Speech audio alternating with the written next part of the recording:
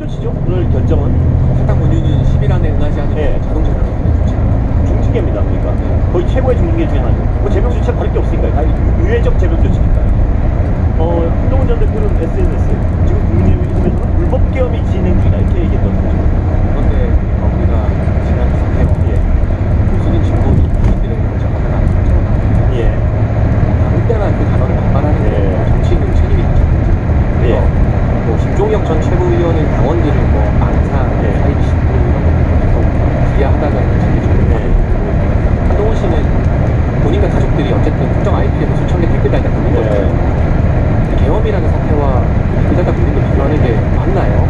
근데 이런 식으로 좀 역사적으로 평가는 다르겠지만 굉장히 무거운 사건을 자기를 방어하고 자기를 보호하려고 쓰면 정치가 희화되거든요. 그래서 저는 악플달다 걸린 사람과 막말하다 잘린 사람이 계엄이 어쩌고 민주주의 어쩌고 하는 거 언어 도난이라고 생각합니다.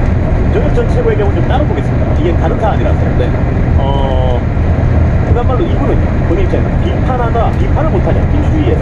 민주주의 정당에서 제대로 된 비판도 못하고 무슨 민주주의 정당이냐. 이런 어떤 반론을 피는 것 같은데, 어떻게 보십니까? 의견 일리가 있게 들립니다만 당내 비판은 강도가 있지 않습니까? 그러니까 우리 정치인들에 대한 비판도 선을 좀 지켜야 되지만 당원들에 대해서 자신들을 지지해주지 않았다는 망상병, 사이비 신도, 극우 등등의 폄하적 표현을 반복적으로 쓰는 건 건전한 당내 비판은 아니고요.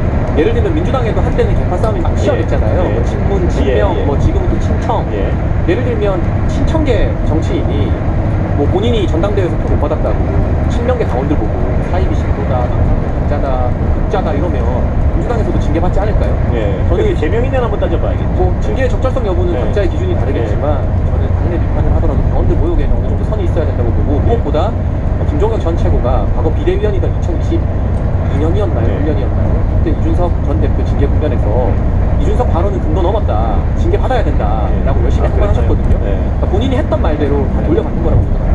이준석 전 대표가 금도 넘었다는 반응은 뭐 제가 잘 모르겠습니다. 근데 제가 이제 제3자 입장에서 보면 금도란 거를 근데 자의적으로 정하면 민주주의가 그렇게 하는 거 아닌가? 그러니까 여기는 그러니까 금도는 누가 정합니까? 이렇게 예를 들어서 비판적인 발언을 했다고 해서 이거 금도 넘었다고 금도를 부정을 말고 자의적으로 하면 민주주의 사회에서 이렇게 비판이 제대로 이루어질 수 있겠습니까? 근데 이제 그 기준을 세우는 게 저는 정당의 역할이라고 생각을 하고요. 이를테면 뭐 MBC 시청자분들 중에 장해찬 왜 나왔어? 장해찬 감성이가 크다 하는 분들도 많을 거잖아요. 근데 제가 그렇다고 방송 중에 시청자들한테 저를 욕하는 시청자들은 다 뭐 사이비 강신도고 망상병에 빠진 분들이고 극자입니다라고 할 수는 없잖아요. 그거는 출연자로서 금도를 넘은 거죠. 마찬가지로 당원들이나 당내 정치인들이 비판하더라도 그런 집단적 어떤 모욕에 해당하는 표현들은 걸러낼 것은 걸러내야 한다고 생각합니다. 이게 참 우리 장 부원장 말씀도 뭐 이해 가는 부분이 없지 않지만요. 제가 궁금한 건 뭐가 있냐면 그런 어떤 금도나 선을 넘어섰다는 얘기를 하려면 그 당의 어떤 행위에 대해서는 정당성이 100% 있고 그 당의 행위에 대해서 어떤 좀 지나친 비판할 때 그건 얘기가 되는데요.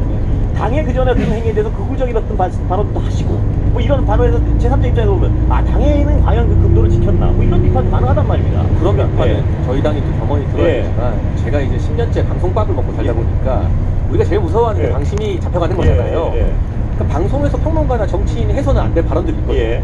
예를 들면 제가 시청자들한테 뭐 망상이다, 사이비 강신도다 하면 그 말씀 알겠어요. 저 방심위에서 끌려가고 출연 정지당하겠죠. 그 말씀 알겠는데 그러니까 저의 기준은 방송에서 못할 말은 정치권에서 정치인 비판이나 당내 비판에서도 쓰면 안 된다. 그 정도가 어떤 우리 사회가 통용하는 빈도가 아닐까 제가 싶습니다. 이제 이해했습니다. 그러니까 그 국민들이 판단할 거 하나는 딱 있는 것 같습니다. 뭐냐면 아까도 여쭤봤지만 당에서 어떤 특정한 행위, 그러니까 제가 보기엔 국민들이 보기엔 금도를 넘은 행위들을 그 당이 했을 때 그럼 그 금도 넘은 행위에 대한 금도 넘은 비판은 과연 제명을 받아야 된다. 그러면 그 전에 그 당의 행위는 어떻게 국민들한테 설명할 것인가? 그런 부분이 좀 있는 것 같습니다. 앵커님이 말씀하신 것처럼 저희 당이 정치를 하고 지난 계엄과 탄핵, 대선 그리고 지금까지 온 국면에서 만약 잘못한 부분이 있다면 그거는 지지율과 선거로 평가를 받는 거고요. 그와 별개로 당내 구성원들에게 돌을 넘는 방송에서도 못할 발언으로 상처를 논란이 될 것 같은데요, 아무리 봐도. 별개의 문제라고 봐야죠. 그게 별개가 논란이 될 것 같습니다. 왜냐하면 국민들이 보기에는 그 선거로 평가를 받는다고 하지만 김종혁 최고의 경우를 당이 금도가 넘었기 때문에 저건 정상적인 비판이라고 평가하는 국민들도 있기 때문에 역시 그 행위 역시 선거로 비판을 받아야지. 당이 좀 자의적으로 너는 금도를 넘어섰고 나의 행위는 정당하고 이렇게 좀 자의적으로 규정하는 제명이란 극단적인 조치라면 그 당원들이 당원들 입장에서 그게 맞나? 이런 생각을 하실 수도 있을 것 같은데 근데 또 수많은 당원들이 국민의힘과 보수 지지층들이 이 선을 넘은 해당 행위자들에 대해서 정리하지 못하는 우유부단한 모습에 염증을 느낀 부분도 있어서요. 저희가 일정 부분 비판을 감수하더라도 원칙과 기강을 세울 필요가 있다고 저 개인적으로 생각하고요. 네. 제가 한동훈 씨의 과거 발언 인용하는 걸 참 좋아하는데요.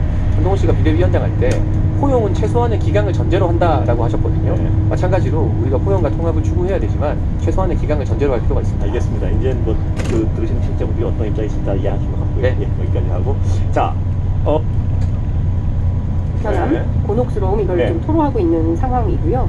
뭐 이제 이런 표현을 해요. 핵심은 민주당의 당무의 대통령을 끌어들이지 네. 말아야 된다라는 점이다라고 얘기를 하면서 네.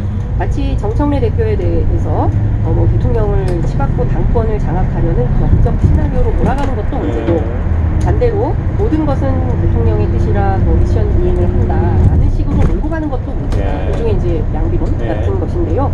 모두 다 근거 없는 명심팔이다 이렇게 지적을 하고 있습니다. 네. 그래서 대통령과 이 뭐 그러니까 큰 틀에서 네. 뭐 다 떠나서 지론,